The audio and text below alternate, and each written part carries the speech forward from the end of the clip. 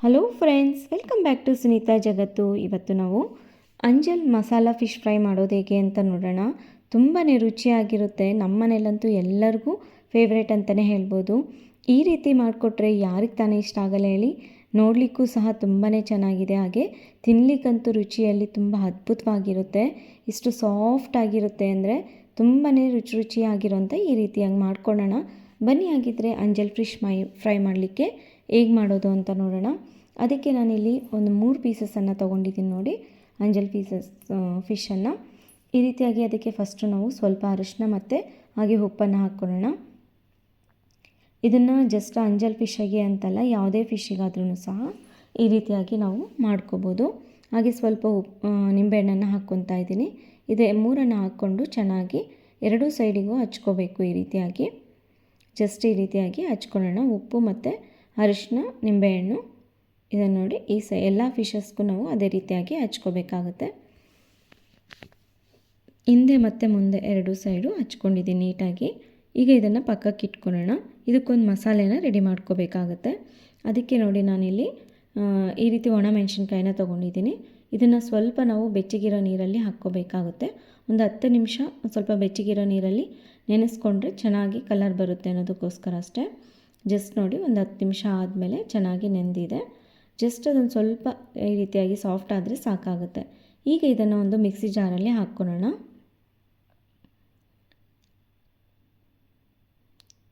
ನೋಡಿ ಈಗ ಮಿಕ್ಸಿ ಜಾರಲ್ಲಿ ಹಾಕ್ಕೊಂಡಿದ್ದೀನಿ. ಈಗ ಅದರಲ್ಲೇ ನಾನು ಒಂದು ಸ್ವಲ್ಪ ಜೀರಿಗೆನ ಹಾಕ್ಕೊಂಡಿದ್ದೀನಿ. ಹಾಗೆ 1.5 ಸ್ಪೂನಷ್ಟು ಧನಿಯಾ ಕಾಳನ್ನು ಹಾಕ್ಕೊಂಡಿದ್ದೀನಿ. ಹಾಗೆ ಒಂದು ಅರ್ಧ ಸ್ಪೂನಷ್ಟು ಮೆಣಸನ್ನು ಹಾಕ್ಕೊತಾ ಇದ್ದೀನಿ. ಒಂದು ಸ್ವಲ್ಪ ಚಿಕ್ಕದಾಗಿರೋಂಥ ಈರುಳ್ಳಿಯನ್ನು ಹಾಕ್ಕೊಂಡಿದ್ದೀನಿ. ನಿಮಗೆ ನಾರ್ಮಲಾಗಿ ಈರುಳ್ಳಿ ಆದರೂ ಯೂಸ್ ಮಾಡ್ಕೋಬೋದು.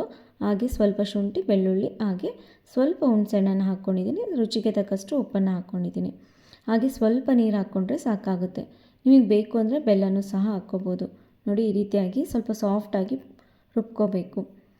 ಆದಷ್ಟು ಸಾಫ್ಟಾಗಿ ಇದ್ರೇ ಇದು ತುಂಬ ಚೆನ್ನಾಗಿ ಹತ್ಕೊಳುತ್ತೆ. ಹಾಗಾಗಿ ಸ್ವಲ್ಪ ಸಾಫ್ಟಾಗಿ ರುಬ್ಕೊಂಡಿದ್ದೀನಿ ನೋಡಿ. ಈಗ ಸ್ವಲ್ಪ ಮಸಾಲೆನ ಈ ರೀತಿಯಾಗಿ ಫಿಶ್ ಮೇಲೆ ಹಾಕ್ಕೊಂಡು ನೀಟಾಗಿ ಈ ರೀತಿಯಾಗಿ ಹಚ್ಕೋಬೇಕು. ಎಲ್ಲ ಮಸಾಲೆನೂ ನಾವು ಈ ರೀತಿಯಾಗಿ ಯೂಸ್ ಮಾಡಬೇಕು ಅಂತೇನಿಲ್ಲ. ಸ್ವಲ್ಪ ಮಸಾಲೆ ನಾವು ಎತ್ತಿಟ್ಕೋಬೇಕಾಗುತ್ತೆ. ಹಾಗೆ ಬ್ಯಾಕ್ ಸೈಡಲ್ಲೂ ಸಹ ಸ್ವಲ್ಪ ಮಸಾಲೆನ ಹಾಕ್ಕೊಳ್ಳೋಣ. ಕೊನೆಯಲ್ಲಿ ನಾವು ಉಳಿದಿರೋ ಮಸಾಲೆನ ಯೂಸ್ ಮಾಡ್ಕೋಬೇಕಾಗುತ್ತೆ. ಹಾಗಾಗಿ ಸ್ವಲ್ಪ ಮಸಾಲೆನ ಇಲ್ಲಿ ನಾನು ಯೂಸ್ ಮಾಡಿದ್ದೀನಿ. ಇನ್ನು ಉಳಿದಿರೋ ಮಸಾಲೆಗೆ ಸ್ವಲ್ಪ ನೀರನ್ನು ಹಾಕಿ ಇಟ್ಕೊಂಡಿದ್ದೀನಿ. ನೋಡಿ ಈ ರೀತಿ ಎಲ್ಲ ಸೈಡಲ್ಲೂ ನೀಟಾಗಿ ಹಚ್ಚಿ ಇಟ್ಕೊಂಡಿದ್ದೀನಿ. ನಿಮಗೆ ಟೈಮ್ ಇದ್ದರೆ ಒಂದು ಸ್ವಲ್ಪ ಹೊತ್ತು ನೆನೆಸ್ಕೋಬೋದು. ಟೈಮ್ ಇಲ್ಲ ಅಂದರೆ ಹಾಗೇನೂ ಸಹ ಫ್ರೈ ಮಾಡ್ಕೋಬೋದು. ಹಾಗೆ ತವಾಗೆ ಒಂದು ಸ್ವಲ್ಪ ಎಣ್ಣೆ ಹಾಕ್ಕೊಂಡಿದ್ದೀನಿ. ಇಲ್ಲಿ ನಾನು ಶಾಲೋ ಫ್ರೈಯನ್ನು ಮಾಡ್ಕೊತಾ ಇದ್ದೀನಿ. ಎಣ್ಣೆ ಬಿಸಿ ಆದಮೇಲೆ ಫಿಶನ್ನು ಹಾಕ್ಕೋಬೇಕು. ಇವಾಗ ಫಿಶ್ ಹಾಕಿದ ಮೇಲೆ ನಾವು ಮೀಡಿಯಮ್ ಫ್ಲೇಮನ್ನು ಇಟ್ಕೋಬೇಕು. ಇಲ್ಲಿ ತವದಲ್ಲಿ ಏನು ಬಬಲ್ಸ್ ಕಾಣಿಸ್ತಾ ಇದೆಯಲ್ಲ, ಅದೆಲ್ಲ ಆಲ್ಮೋಸ್ಟ್ ಕಡಿಮೆ ಆದಮೇಲೆ ನಾವು ಈ ರೀತಿ ಆದಮೇಲೆ ಫಿಶನ್ನು ತಿರುಗಿಸ್ಕೋಬೇಕಾಗುತ್ತೆ. ನೋಡಿ ಈಗ ಆಲ್ಮೋಸ್ಟು ಬಬಲ್ಸ್ ಎಲ್ಲ ಕಡಿಮೆ ಆಗಿದೆ. ಈಗ ಇನ್ನೊಂದು ಸೈಡಿಗೆ ಫಿಶನ್ನು ತಿರುಗಿಸ್ಕೊಳ್ಳೋಣ.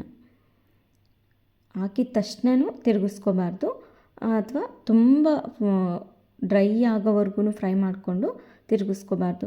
ಫಿಶ್ಶು ತಿನ್ನಲಿಕ್ಕೆ ಅಷ್ಟೊಂದು ಚೆನ್ನಾಗಿ ಅನಿಸೋದಿಲ್ಲ. ಈ ರೀತಿಯಾಗಿ ಸ್ವಲ್ಪ ಸಾಫ್ಟಾಗೇ ಇರಬೇಕು. ಆವಾಗ ಫಿಶ್ಶು ತುಂಬ ಚೆನ್ನಾಗಿ ಟೇಸ್ಟ್ ತುಂಬ ಚೆನ್ನಾಗಿರುತ್ತೆ.